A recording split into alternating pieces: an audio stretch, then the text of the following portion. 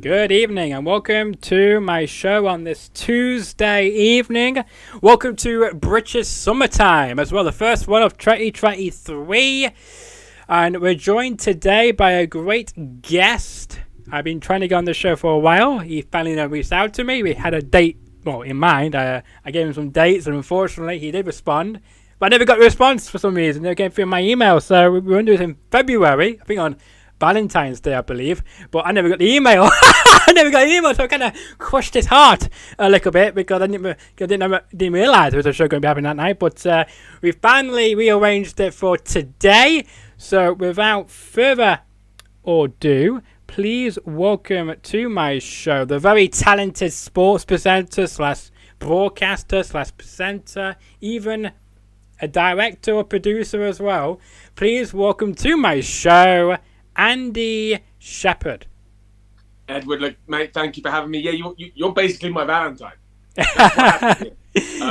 You reached out, there was some back and forth on the emails, and finally we got it sorted, my man. So, thank you for having me on. It's great to finally talk to you. Yes, exactly. Same wise to you as well, because I was very happy that when you emailed me back to set this up, I was like, yes, we finally got Andy Shepherd coming on the show, and then I found out that actually I messed it up. I thought, oh no, you probably won't believe me again. So, but I'm glad you're here this evening. That's the main thing, and of course, it's a pleasure to finally chat with a fellow presenter as well. Which is quite nice to see for a change. And you're a very busy man, I have to say, because you're everywhere. It's a busy period right now. I'm very fortunate with the stuff I've been doing. I just got back from Newcastle for PFL. We launched PFL Europe up there. A few other things that are going on right now as well. It's a very, very exciting and busy time, that's for sure. Yeah, absolutely. And I want to know as well, when I reached out to you to go on my little small show, what made you what made it appeal to you to come on this show? I'm just curious to know. Well, I'm very fortunate people do reach out and ask me to do these things, and the only thing that kind of really stops me is the time and getting things set up. So, yes. If people do email me, I try my best to reach back out to them. It can take a few weeks sometimes, but I try my best. So, hey, if anyone's listening to this and they haven't reached out to me, I apologize if I haven't got back to you. But, hey, follow up and we'll always try and set some stuff up if I can. Yeah, absolutely. And it's a pleasure to have you on the show. And, of course, you worked, for many different organizations. You mentioned PFL as one. You also do some work with Floyd Mayweather as well, kind of. You also work with Bellator, and most remarkable company is, of course, the great WWE as well. So you got a lot of different hats, doing different things over the course of the past few years, mostly with MMA, but also doing a bit of wrestling in there as well, which is great to see. Fighty things that are fighty. That's kind of where I found myself. Yes. I'm not very good in the fight, Edward. I'll tell you that. I'm not. I'm barely a lover, let alone a fighter. So, I just surround myself with people who can essentially protect me. Yeah, no, absolutely. You had a great partner in NXT, with Nigel McGuinness. So I guess he was your protector, I guess. I don't know. I mean, he has got a magic hand on McGuinness. I don't know how much he protects me as I protect him sometimes. No, Nigel is one of the greats. In front of the camera, inside the ring, backstage, in a personal sense, I've got so much love and time for Nigel McGuinness. He helped me in so many different ways, from sort of helping with commentary, being a mentor, being a friend. Big love to Nigel McGuinness. Yeah, no, absolutely. And it's good to see you two are still in contact today as well. I know you treated something to him and then he retweeted it. So it just shows you that bond is still very much there. It's great to see. We still met. Yeah, we keep in touch. We're both busy guys, and I know he's got a magic show. So if anyone's watching this and you're either in or heading to LA for WrestleMaina this week, Thursday night, Nigel McGuinness has a magic show. I'm going to let you in. I'm going to pull back the curtain a little bit. Nigel is great at magic, first and foremost. But literally this time last year, I think it was night 1 or night 2 of WrestleMania. But we were on the bus back. Me, Nigel, loads of the talent. And it takes forever to get out of Mania because there's so many people there, so many cars. I can't remember if it was an hour or 2 hours journey, but it was long, I know that. And Nigel sat there and he did trick after trick after trick after trick. and it blew everyone's mind. This is not something he planned. He just pulled out a pack of cards and knocked them out. Montez Ford's face on every trick was priceless. I wish I had those reactions. Yeah, from Montez. It was incredible. So if you are in LA or you plan to go there, please do check out Nigel's show. I'm sad I can't be there, but I know he's coming to the UK in a few months, and I definitely want to see it if he does it over here. Yeah, most definitely. You have to make sure he does, so you can do it with all our great fans over here in the UK who love magic and who loves Nigel McGuinness, because he's a great person. And magic fingers, says Nigel. Yeah, no, I absolutely agree with you there. Are you any good at magic? No. When I was a kid, I say no. Never really tried. I don't know.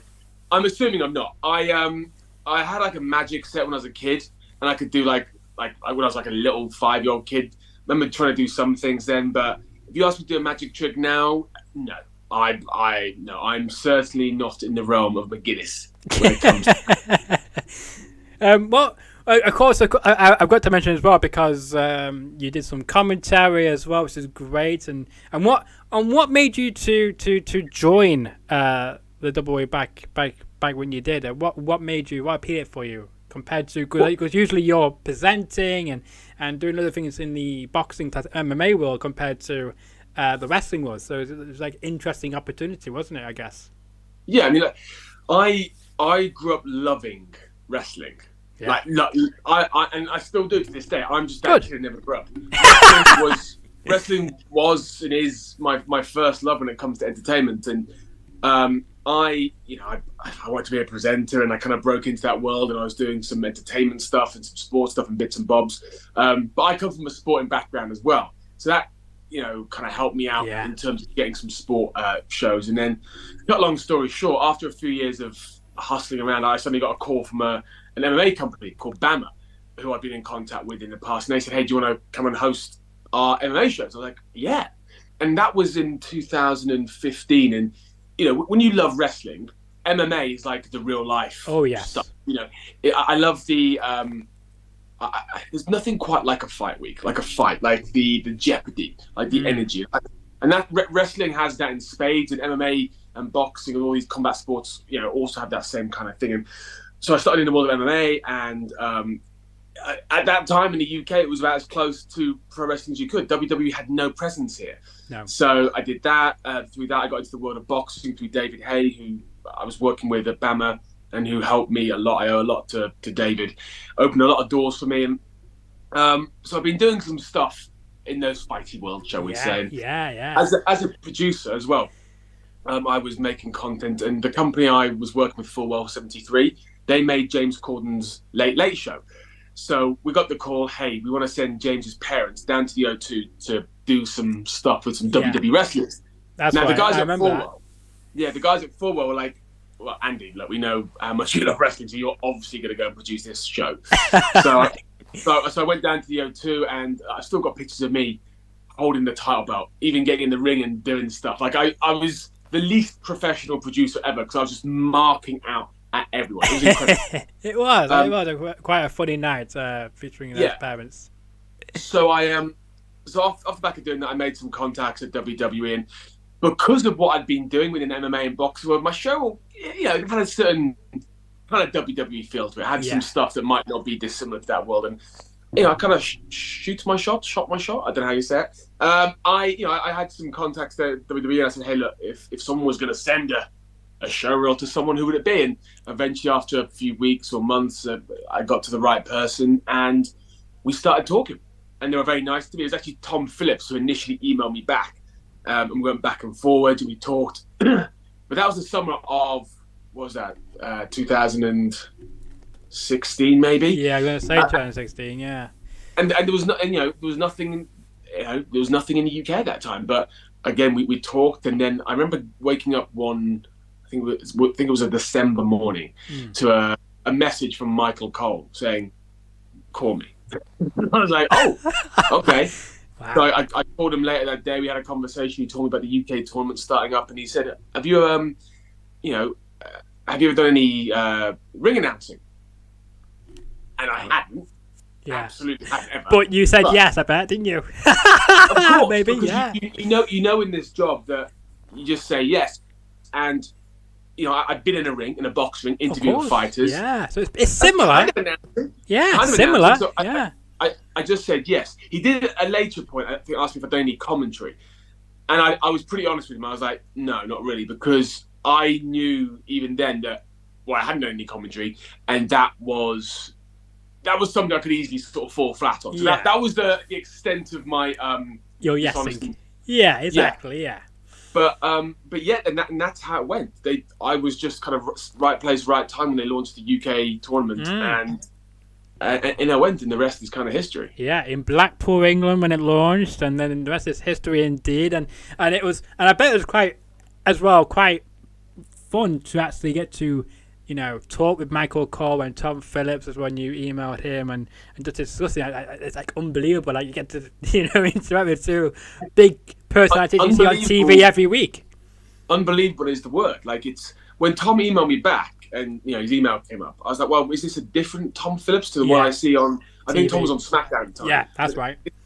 This can't be the Tom Phillips. But it was so bizarre. I remember they announced everything. It was at the Indigo, the O2, I think it was, when they unveiled the tournament and all that kind of stuff. And I remember being there, and Michael Cole invited me into the backstage area where. I meet William Regal for the first time. I meet Nigel for the first time, and all of a sudden, out pops Triple H. And look, it's just the most bizarre thing. The most bizarre thing when you've looked up to these people for as many years as you can remember, and now you're in a room shaking their hand, and Hunter's first advice to me was just don't screw it up. Of course. Okay. I'll try. Yeah. But you didn't. You did a fantastic job, and then the rest was history, and you were there for many years. And even most recently, you were there back in, I think, November, when they were on the Europe tour. You were invited to take part in a part of the tour and be the ring announcer, to say. So hopefully we may see you do some more work in the future with them again. Yeah, I love WWE. They've always been fantastic to me. A lot of great people there. So yeah, we'll have to see what the future holds, but it'd be great to do more work with them. Yeah, exactly. Because I know they're coming back over here again for another kind of UK tourish in a few, I think either next month, and then they're coming over in, of course, July as well. So we might see you pop up. They're going to be over here a lot this year. Yeah, exactly. So we might see you popping and every now and then, hopefully, fingers crossed. But let's talk about as well, of course, PFL. You mentioned that you helped them launch in Europe and with the Newcastle show. How was the whole Newcastle environment and the excitement from the fans of Newcastle? It was great. I mean, I haven't been to Newcastle in a while, and I got up there on Thursday and I walked out the hotel at 6:00 at night, and everyone was in everyone. I was the only person dressed not in fancy dress. Everyone was in fancy dress and drunk off of their face. And the fact that I didn't question that shows what kind of a party town Newcastle is. But there was the darts on. They were all going to the darts. But no, Newcastle was great. They sold out the arena they're in. Like, they legitimately sold it out. The seat in the house was just fantastic. Anyone who caught the show live on DAZN was seeing just how good it was. I think MMA, combat sport, can be tricky sometimes. Working at places like BAMMA and Bellator, sometimes you start the night, we're going to put this fight at the start of the night because it's going to be so good. Yeah. Everyone's going to get hooked into it. And then that fight just is unfortunate, a boring fight or whatever, and you're like, oh man, that ruins the pace of the night. But on Saturday night, man, every fight was a banger. There were some real standout performances from Dakota Tacheva and Simeon Powell. It was great. I don't think they could have announced themselves any better into this market, and it's going to be a very, very, very exciting year, and I think years to come for PFL. Good to hear, and I can't wait to see what else they announce. I can't see what they do, to make it even bigger in Europe as well. Maybe not just in England or the UK, but also the rest of Europe as well. Do shows there, and maybe even branch out elsewhere as well. We've already announced we're going to Berlin next. Yeah. Paris and Dublin. So we've got shows we've got shows in all those markets over this year. And please please tell me that you're going to be a part of, hopefully, most of them shows as well. Hopefully you will be. I'm scheduled to be there for yes! those shows. There you go. There you go.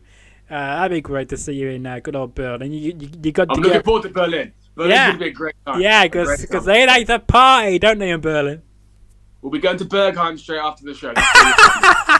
How is your German, by the way? The only word I know is Guten Tag. That's all I know. But I got nothing. I got nothing when it comes to German. My languages are. I know a little bit of Spanish, which I couldn't give you now.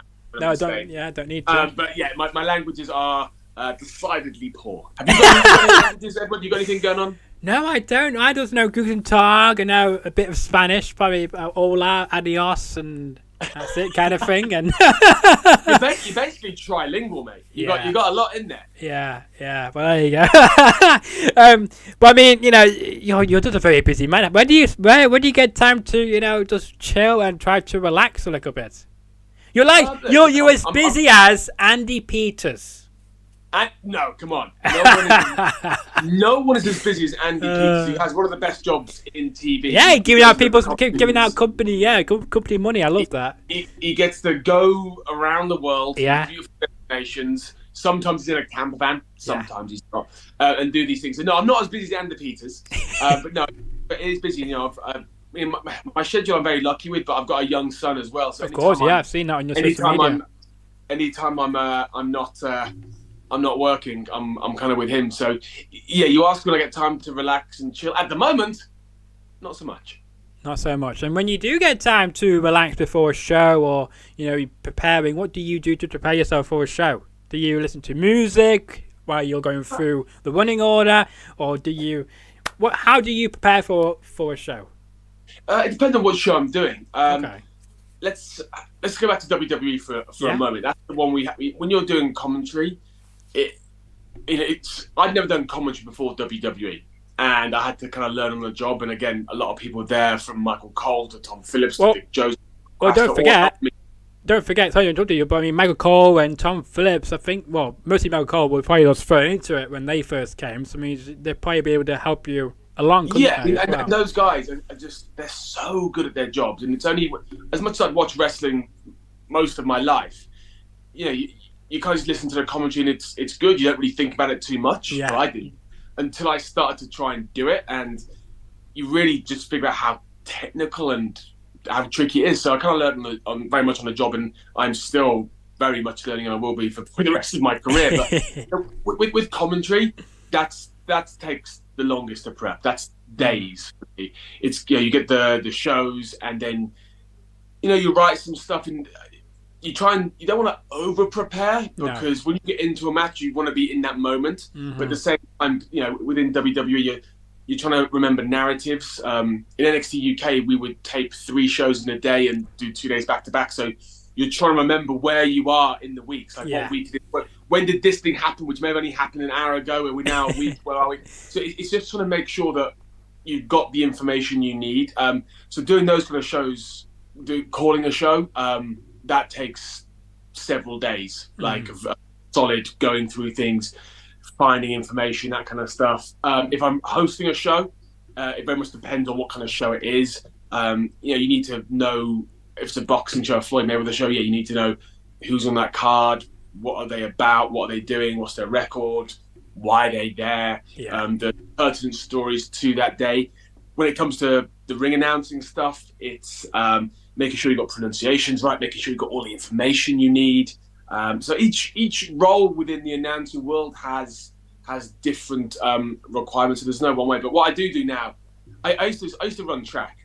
And before I have a race, I get really psyched up. And when I first started presenting, I used to try to get really psyched up because that's all I knew about how to get into a certain place. But the longer I've gone on now, I just try and be as relaxed as possible because that's when you're going to, I think, perform your best. And you just try and just try and make sure you're going to have fun. Yeah, no, anything.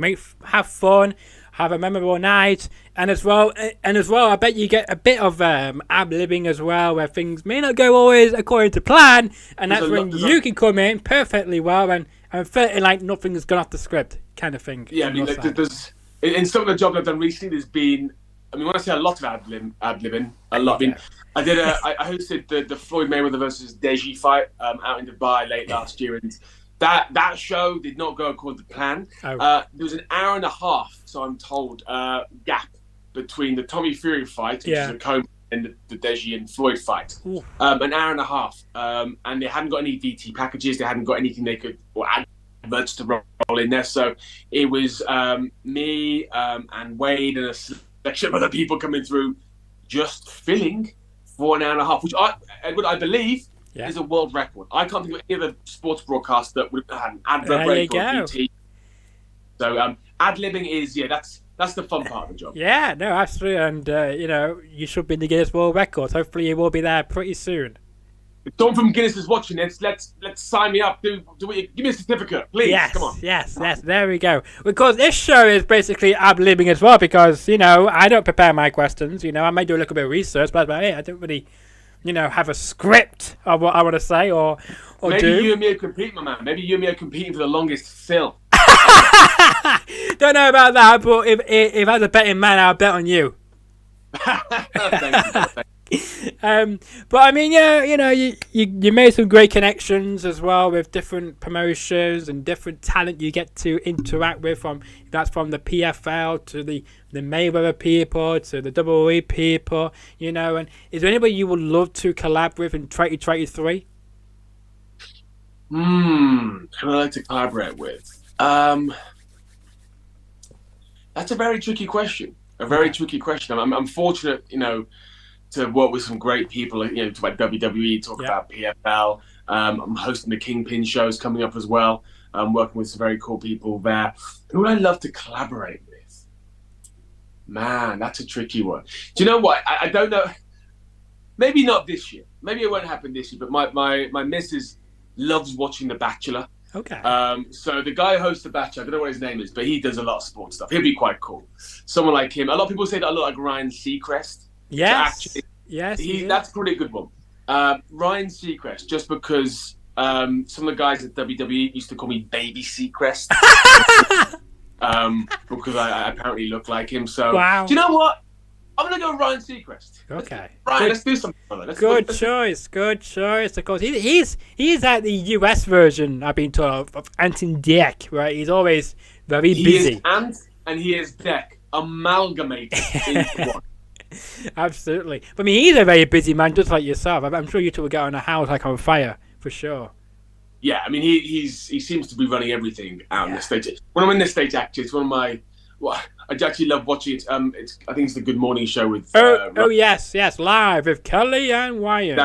That's what whenever I'm in the States, I do try and catch it just because I am legitimately a big fan of Ryan. Well, he's leaving the show now, so it's going to be renamed called... Yeah, he's leaving the show. Yes, Where's he going? Yeah, he's leaving that. Don't know, but he's leaving that show after the current season, and it's going to be renamed to Live with Kelly and Mark, because it's going to be her husband now joining her now every day. I mean, to be fair, Ryan is so busy, he probably just wants those 2 hours off in the day. Maybe. So you kind of get it. Get it. Yeah, I kind of get it indeed. But I'm glad you know who Ryan Seacrest is. I know who Ryan Seacrest is. I don't think there's a name of a celebrity personality on TV in America who I won't know, because I know a lot of American TV shows. But I'm surprised you didn't mention... Who's the guy who hosts The Bachelor right now? I don't know. I've never seen that show, I've never seen that show. Today's show, I will tell you, I've never seen it as a Bachelor. I didn't know it was on... Never seen it in my life, unfortunately, because it's not on over here. There's not a UK version of that, is there? There was on Channel 5. Was there? There was. Okay. A few years back. It didn't pick up quite as well as the US version. In the US, it's there's an ecosystem of shows on it. Exactly. Anyway, that's my partner's guilty pleasure. That's done. I mean, you should host the UK version. I think it would be doing much better if you were hosting it. But that's just my opinion. I would. If they relaunch it over here, I would love to. They're relaunching Gladiators over here. Yes, they are. You should be perfect for you. That'd be perfect for you. That was a show I loved when I was a kid. Yeah. I'm pretty sure Holly Willoughby's going to be hosting it. But hey, if they need another host, have you, not Philip Schofield. Get you. Get me in. Come on. Let's get on the Gladiators. That's exactly. I will sign a petition to have you host it. Let's start that petition. Yeah. Edward. Come on. Yes, indeed. Andy Shepherd for Gladiators.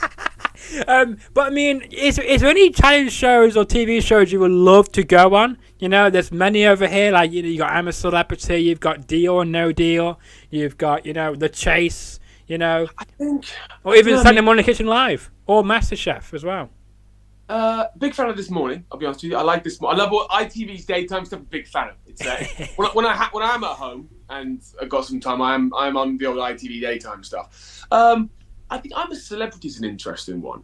I think it's interesting to see how people deal with that. I'm not good with hunger. I eat a lot. I'm a big consumer. So that would be. See, that won't really bother me because I don't really eat a lot. So I'll be perfect. I am a consumer of calories. Well, we can't show. We can't tell. So you're doing a very good job with getting it off.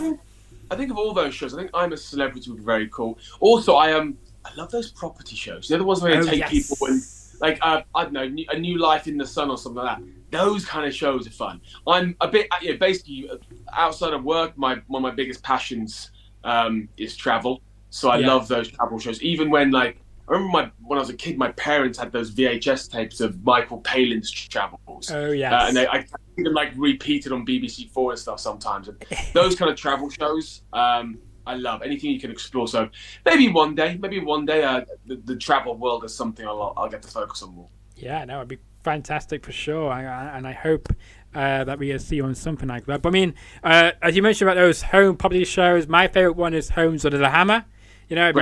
I love that show because you can go around to somebody's house and you can break it and nothing happens to you, and then it's all down to that's the one Dion Dublin host, isn't it? Yeah, that's the one Dion Dublin, who's most famous for Homes Under the Hammer. Not famous. Those shows. Yeah, fantastic. Not famous for playing for Manchester United, however, but more famous for Homes Under the Hammer. Maybe now he is. Yeah. Sure. Yeah. But I mean, you live in London of all places. A Cockney place, isn't it, down there in London? There's a few. Are you a football fan?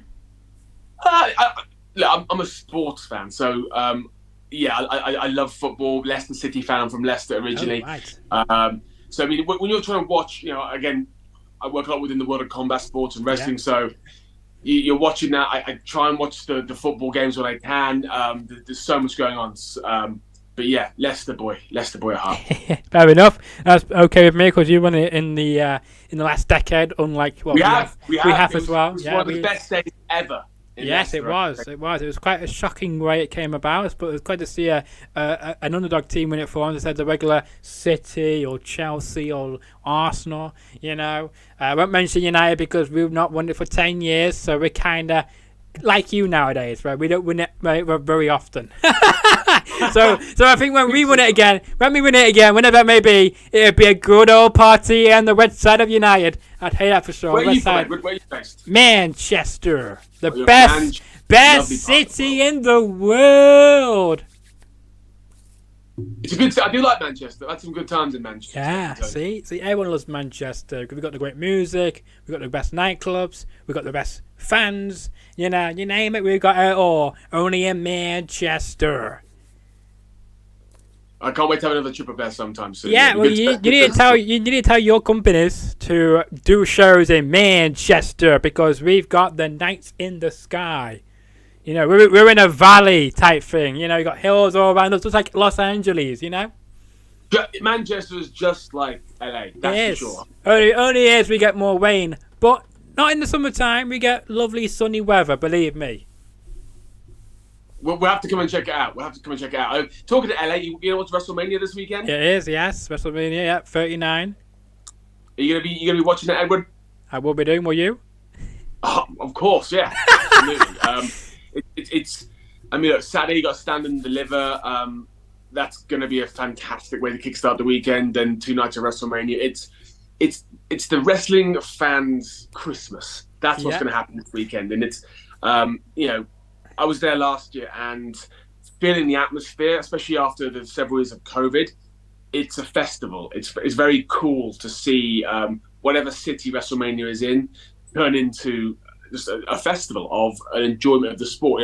Just every company in the world goes out there and puts on shows. It's incredible. It really is. It is. And my favorite part of WrestleMania is not even WrestleMania. My favourite part is the night after WrestleMania on Monday night. Wow. Because that's when it gets really crazy. I've been there from... Go on. It's a tough night. It's a tough night on Monday. You got a lot to top that night. Don't know. You know, the bad guys get cheered. The good guys get booed. Mexican waves. You name it, it happens. And it's only started to happen really mostly since about maybe 11 years ago or so. Is when it went really crazy on the night after WrestleMania. Years before, like during the Ruthless Aggression era and stuff like that, it didn't really seem to happen as much as it does nowadays. If you get my drift, it's WWE is a 12-month a year, 52 weeks of the year industry, but I think WrestleMania is obviously the climax of, let's call it, the season. But then the season starts afresh less than 24 hours later on Monday Night Raw. So it's kind of the end of the year and the start of the year the very next day. So it's a time, I think, for the company to lay out what they're going to be doing for the following 12 months and to maybe reestablish people, bring people in, start some narratives. So yeah, that's why I think it's such an important night. Yes, most definitely. And you have to acknowledge all of us here this evening because we are the best in the world, by the way. Manchester United is still the number one team in the world.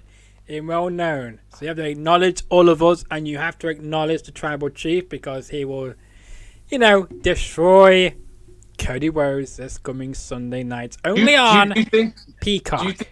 Do you think that Roman will retain? Or do you no. Think Cody's going to win? No, Cody's going to win, of course. Of course Cody's going to win. But, I mean, still got to acknowledge me type thing. Yeah. Or even... The only thing is, compared to when you went last year, is because last year you had "You're fired" in charge, compared now with the King of Kings in charge instead. Did you like that impression of "You're fired"? That's one of the best I've heard, Edward. That's one of the best "You're fired" I've heard. Really? You should be on The Apprentice, my man. If Alan Sugar goes. Yeah, that's how it is. Now I will let you go because again, it's you've gone over the fact of being on the show, so I apologize for going over. But before I let you go, 2 questions quickly, if I can ask you. Let's go for it. Let's do it. One is any advice to anybody who may be watching this or may know of your work and thinking, "Gosh, how would I love to be doing something like you're doing?" I would say persistence. Persistence is key. Like if you wanted to get into broadcasting, I think some people get into it, because it looks very glamorous and the bright lights and stuff. It can be, which is great, but you look at it sounds a bit, maybe over-egging it, but look at the art form of it. Look at how things are done and study it. Like really study it and learn and try and get as much experience as you can. Like look for opportunities, reach out to people, try and build up as many reps as you can, doing whatever you can, from hosting a show on YouTube to doing anything you can just to build up those reps. And often in this industry, whether you want to be a broadcaster or an actor or whatever, there could be a lot of no's. There's far more no's than there are yes. And if you want this, don't give up. Be persistent and work hard on your craft. Yeah, no, that's great advice, and hopefully that may help anybody who's watching this out on, YouTube or whatever as well. And my last question to you for this evening, I hope you'll come back on the show, by the way, again, is who would you recommend or suggest to come on this show after yourself? Nigel McGuinness. Nigel McGuinness. Get old Magic Fingers McGuinness on it. Hey, that would be a great interview. That'd be a great show if he came on the show. I don't know how possible that will be or not, but we can try. But yeah, you go. Thank you. Get Nigel on. Get him to show you a magic trick. It's incredible. Yeah, that'd be quite a good get for the show of Nigel McGuinness, because we've had on Al Snow, Eric Bischoff, even White Seth Fred, if I'm too sexy for your show. White Seth Fred on here. Yeah. Amazing. Yeah. We get all the big names on this little show, Andy. I could maybe I should send my show reel to some people. Maybe I should send it off, and maybe I should be on TV as well, like yourself. Do it, bro. You had an incredible guest. Get it out there. Put yourself out there. That's the way to do it. Yeah, well, I try my best to, but for some reason I get a lot of fake followers liking my stories and whatnot on Instagram. So I have no idea what goes on there. A like's a like, my friend. A like is my like. Yeah.